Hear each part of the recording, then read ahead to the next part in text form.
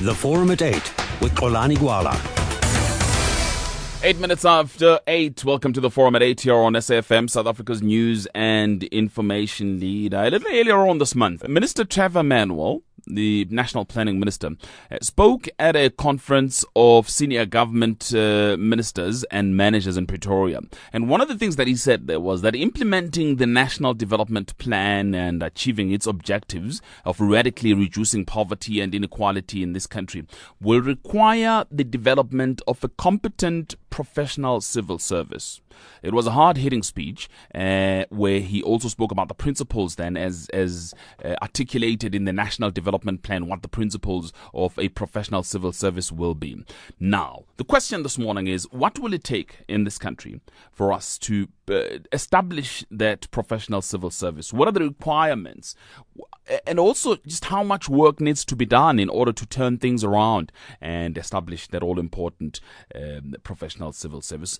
To talk about these matters, important matters of service really to you and I as members of society, let's welcome Professor Job Mokgoro. He is a member of the National School of Government's Board of Directors. A very good morning to you, Professor Mokgoro.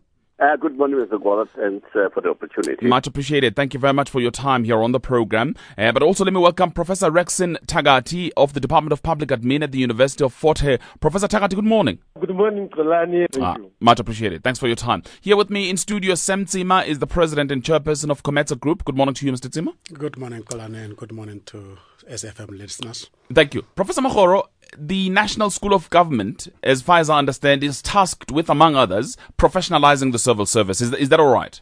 Yes, that's right. But what does that mean? What do you think the mandate that you've been given is? The mandate that we've been given is really saying that we have a problem out there.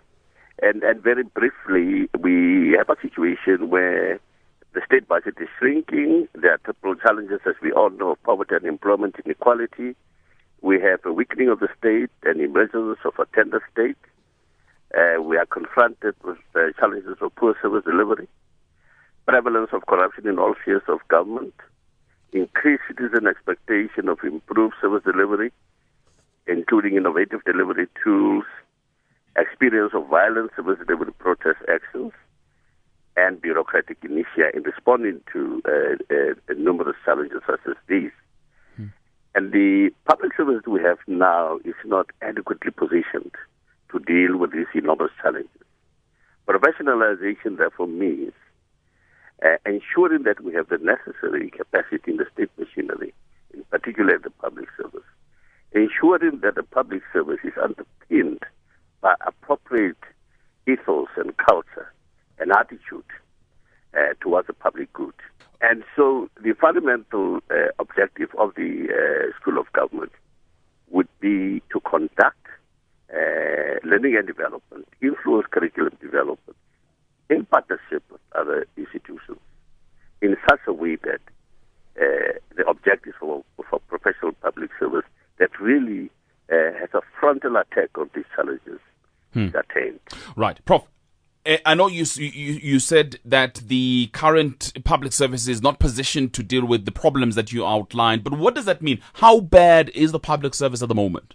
In saying that there are numerous challenges in the public service, I think it is important, and in all fairness, to some pockets of excellence, that indeed there are pockets of excellence, such as we find in the Department of Home Affairs. Personally, I had an experience where I was applying for an ID document, and in just over 30 minutes I was served. SARS and various other institutions. But I think by and large, in all spheres of government, we have an attitude that is not in keeping with principles of accountability, that really does not serve the needs and interests of the public good. In other words, service to society. Let me bring in my other guest, Professor Tagati. Your thoughts on this, because especially the issue of politics and its involvement in the civil service. I was reading an article, and people are saying that it's not unique to South Africa. In a post, I suppose, liberation environment, there is a tendency across the continent to reward people who had participated in the liberation wars by giving them jobs within the civil service, and therefore that it would not necessarily be unique to South Africa. But the issue is, how do you make sure that the people that get those jobs are the people who will do the job? I think this is a big question. Number one, I think we're very lucky, Olani. If you read chapter 10 of the Constitution, it really tells us how the public service should be. And if we try by all means, government leaders, politicians, and senior administrative officials to implement the spirit of the Constitution, I think we can get the public service right. Number one, it talks about building a high standard of professional ethics, throughout the whole public service. If we understand the various roles, if we understand our roles as politicians, that we are there to take the needs of the public, work with the government administration to implement the needs of this public. And if our senior government officials understand, the importance of implementing and translating the policies that the government has come up with into action, I think we'll get our public service right. We need to create a culture that once you get into that position, you are now a servant of the public. Throughout the world, the countries that have done very well in terms of a very effective and a professional public service are countries that emphasize the passion, the love of the nation, and the love of the position that you have got. That this position, for me to give tenders to my friends, it's not for me to appoint my children and my relatives. If we uphold that principle, the principle of making the public service available for competent people, irrespective of political background. Fabulous, Prof. But I would like you to give me examples. Give me examples of the countries whose public service is as professional as you say it must be.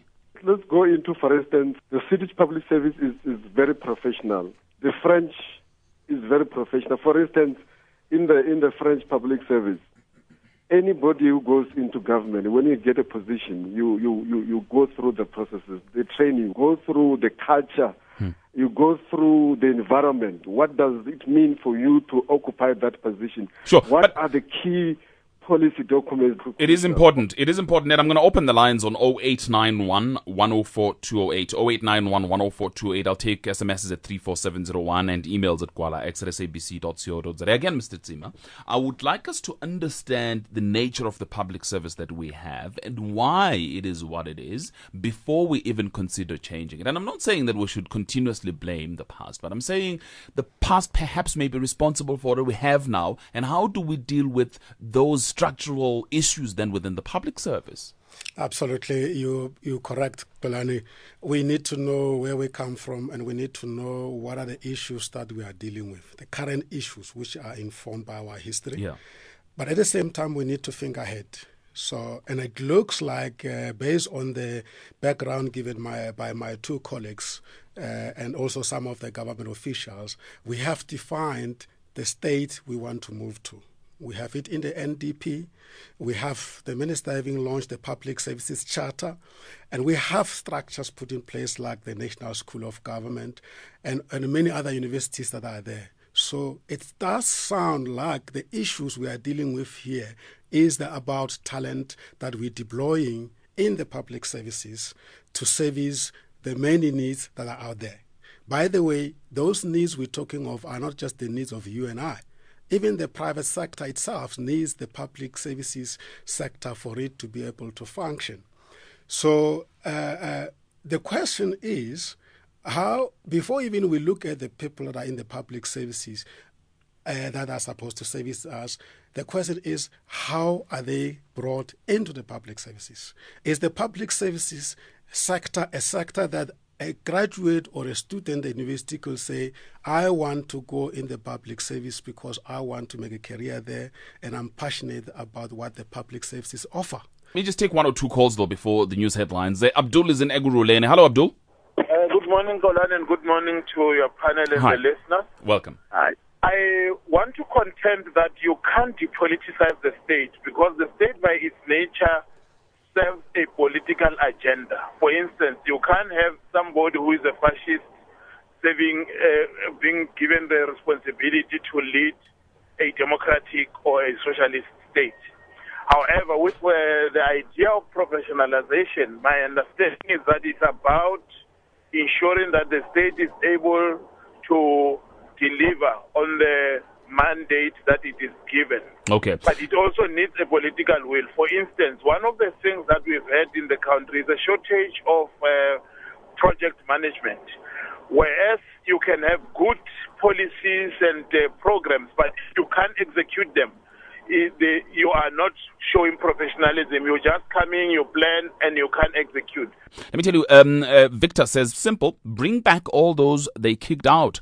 Also, Nick in Hilton says, in order to make civil service more professional, you have to outlaw all forms of cadre and party deployment, affirmative action, and black economic empowerment. That's according to Nick in Hilton. Another one is, majority of public servants, black and white, were inherited from the apartheid civil service, which did not consider merit. That's according to Anthony here in Johannesburg. Also, another one says, it comes from Anthony, Anthony, who says they must sign off every document, your obedient servant. That's how the civil servants must sign, according to Anthony. Let me quickly hear from Loiso in Cape Town. Hello, Loiso.